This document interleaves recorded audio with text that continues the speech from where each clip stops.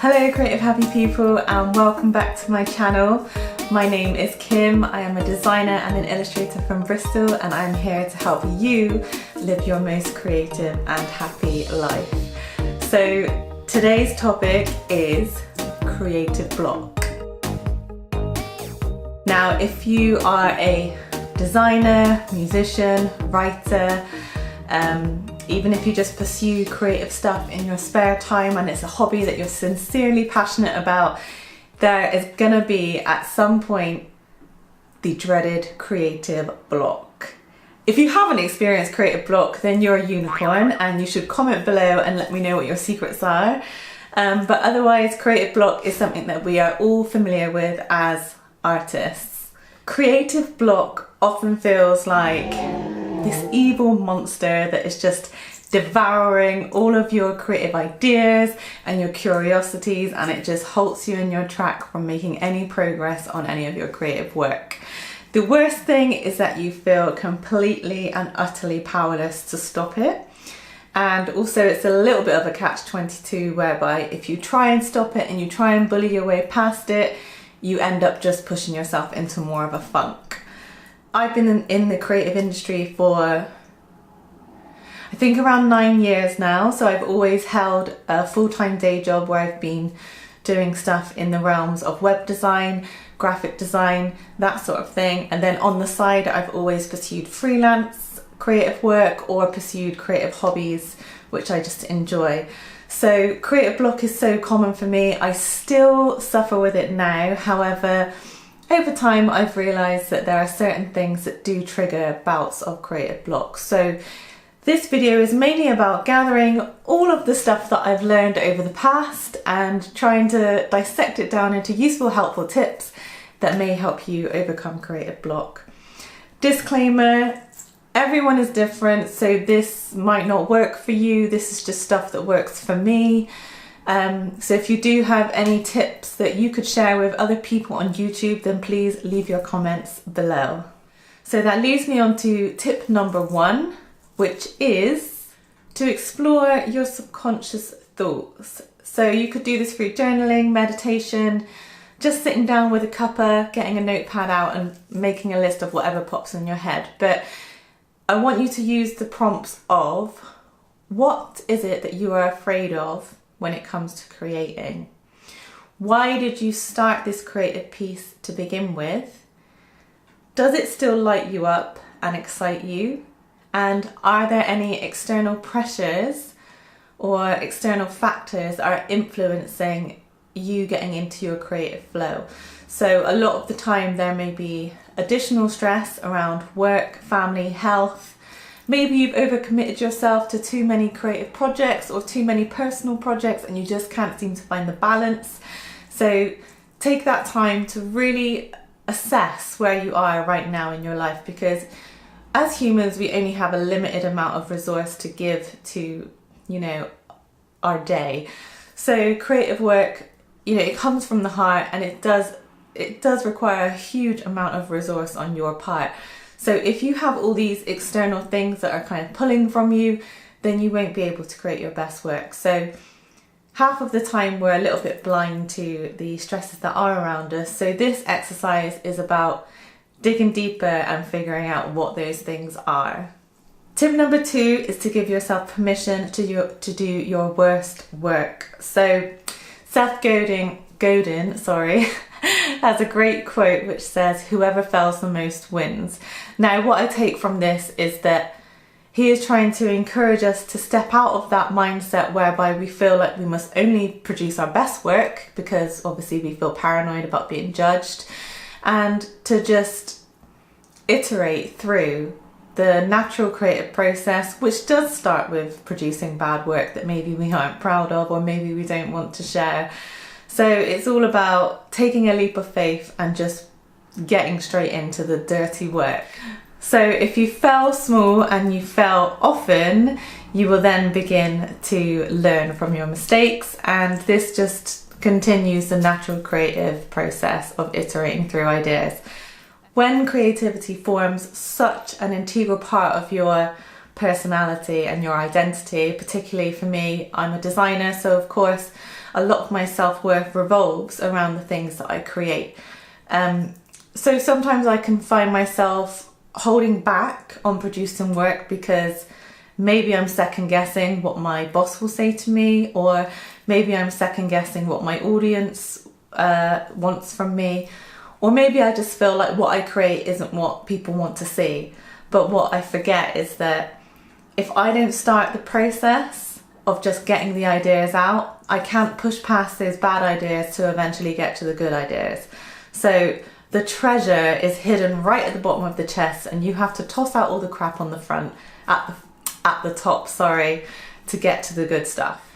Tip number 3 is to commit to taking one small action every day that will encourage you to fulfill this creative task and overcome creative block. So it could be as little as taking 5 minutes to sit down and say, I'm going to put pencil to paper, or I'm going to push some pixels around on the screen, whatever it is. Write down a few words if you're a writer, but it's taking that 5 minutes to commit yourself to that discipline.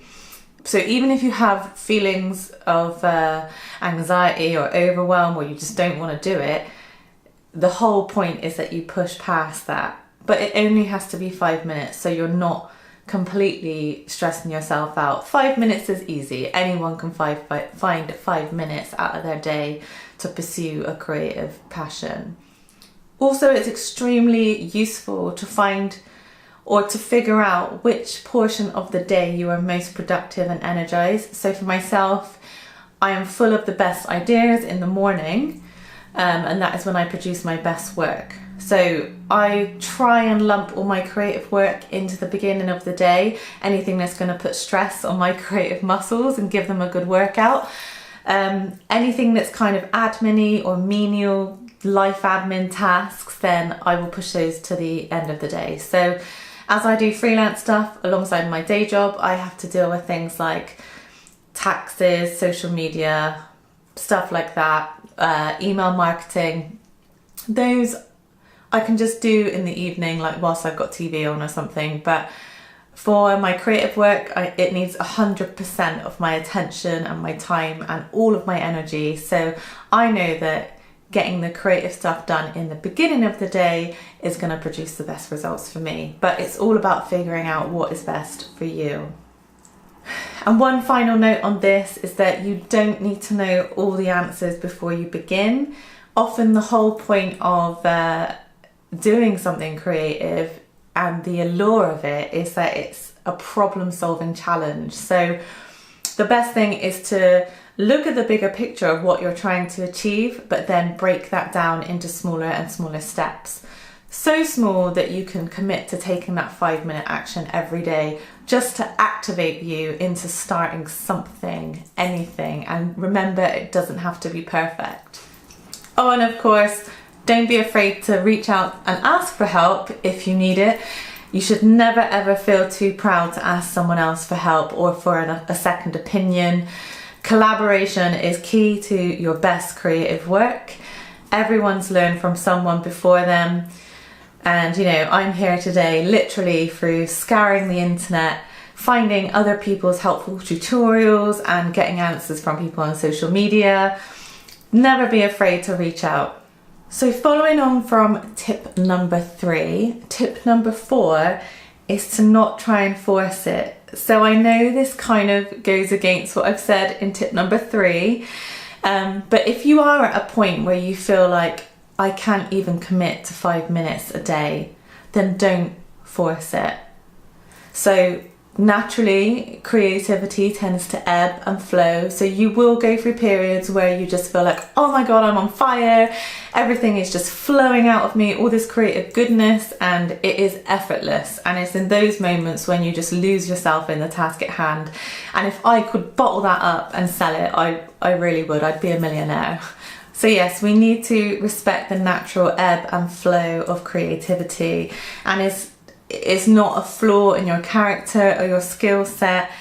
It's just because you're human and you're not a robot. As creative people, we tend to put a lot of energy and heart and soul into what we do. It's almost like we are expressing our deepest self on whatever medium we choose. For me, that's drawing, illustration, just graphic design in general.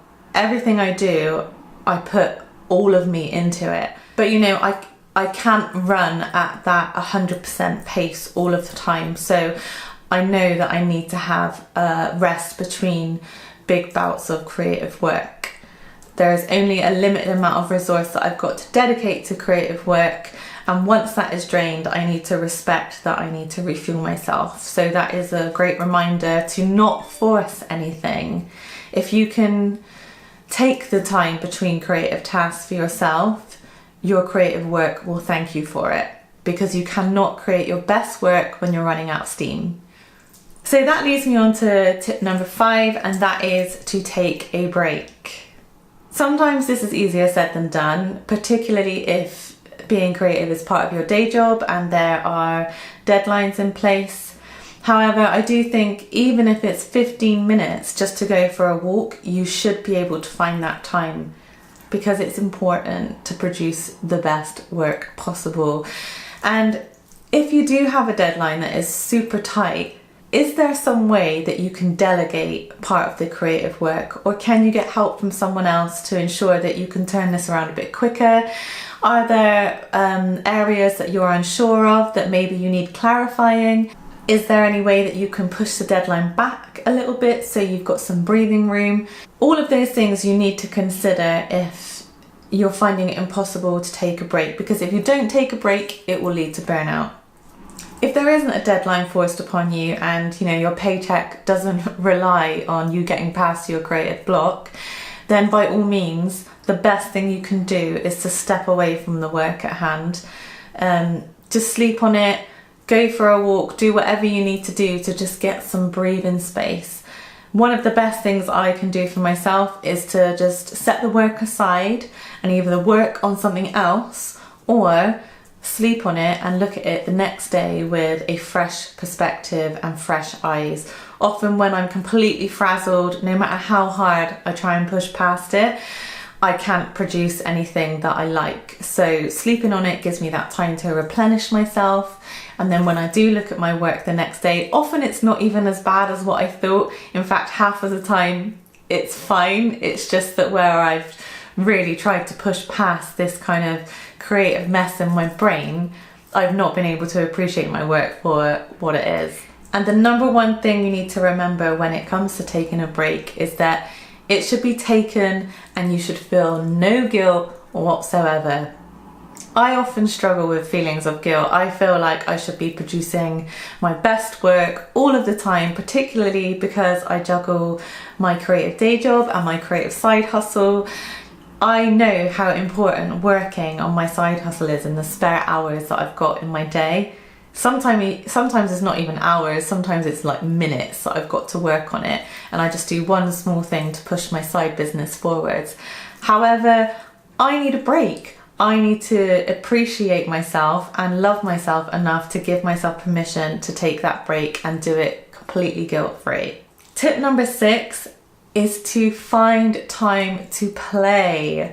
Again, being a designer in my day job and chasing a side hustle, my work is always made with the intention of producing a desired outcome or result for someone else, or for pushing my business forwards. So a lot of the time I forget that I can use my creativity just for me and to do all the things that excite me. I just set that aside a lot of the time. But play is so important for growing and nurturing your skills as a designer or a creative person. If you don't find that time to play, then you'll just stay stuck where you are. And also, play is such an important part of replenishing your creative energy. One of the best ways to play with your creative skills is to try a craft or discipline that is completely different to the one that you do normally. Crochet, colouring, scrapbooking, writing, creating music, creating video. It is any of those things, any of those disciplines. So Baking as well. I used to find baking extremely fun. I could get creative with the icing and the decorations on the cake. So yeah, anything that kind of exercises your creativity in a way that you're not usually used to.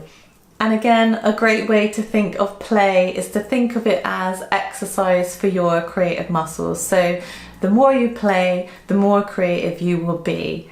It also just expands your horizons a little bit because it takes you outside of that box that you normally kind of put yourself into. So yes, time for play is essential. Tip number 7, and this is probably one of my favorites because I just love an excuse to jazz up my office, but tip number 7 is to switch up your creative space. So it could be as simple as removing yourself from the office or from your home office or your usual workstation and taking your materials or your laptop, whatever you use, and go into a coffee shop, go into a friend's house, go into a local park, especially if the weather's nice. It can be as simple as that, or you can extend it further and you can move furniture around in your office. You can introduce things that make you feel inspired. So for me, that is anything colourful. I love colour. Positive quotes, just hang those around. I've also got some of my own artwork up on the wall, the stuff that I'm really proud of. So that just reminds me of what I'm capable of creating. Also, I find that making sure there's no visual clutter around me. Now, this could just be personal to me, but if I have clutter on my desk or in the room that I'm working in, it just serves as a distraction and it puts me off of creating my best work. So I'm very much of the mindset of tidy desk, tidy mind. And with a tidy mind, I've got space to allow all my creative work to flow through it. I'm also a big fan of having candles lit in my office as well. Very feminine, I know, but whatever works for you to get your creative juices pumping. It could be music, just anything to set the ambience into a nice creative atmosphere for you to get your head down. Tip number 8 is to immerse yourself in fresh sources of inspiration. So remember that you don't have to get inspired by things that are within the same remit as your creative skill. I could be looking at music, films, podcasts, I could browse Pinterest, I could create mood boards, I could go outside and immerse myself in nature.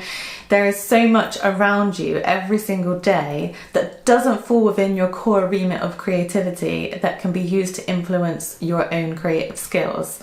Another little mind trick I have is to think of my work from the perspective of someone else that I really admire. So if there is an illustrator or designer or just general person that I find really inspiring, I would ask myself, what would they do in this situation? So if I'm presented with a problem that I need to solve creatively, then I would put myself in their shoes and try and address the problem that way. So what that does is just take me outside of my own limitations in my mind and put a fresh perspective on it.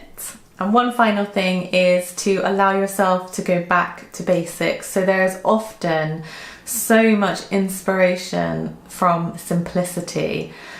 So as a digital designer, I often find myself gravitating towards a computer or my tablet and Apple Pencil, but often just getting out a standard pencil, standard notepad, making a bit of a mess is exactly what I need to just start the creative process rolling again. So what can you do to take yourself back to basics and just avoid any hurdles? Tip number 9, and this is a very, very important one and one we often push aside, especially when there are deadlines, is to look after yourself. So as you are the vessel for all of this creative magic, you need to be functioning at your absolute best in order to produce your best work. If you neglect basic self-care, how can you expect to create wonderful masterpieces? It is not going to happen.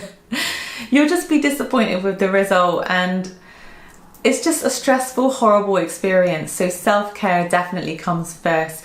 Self-care begins with healthy food and nutrition, staying hydrated, getting plenty of sleep, moving your body. This is important. Going outside and getting fresh air. Don't just hide away in your little creative cave. You've got to get out and get fresh air every day. And you know, are you finding time to simply just be? It's absolutely fine to just do things for you. Your creative work depends on it. Okay, so my final tip, I know I've been rambling on, is to make note of any telltale signs that you experience when creative block is looming. I've gone through so many bouts of creative block that I can almost tell when it's starting to creep in, and that is because every single time I learn from the process.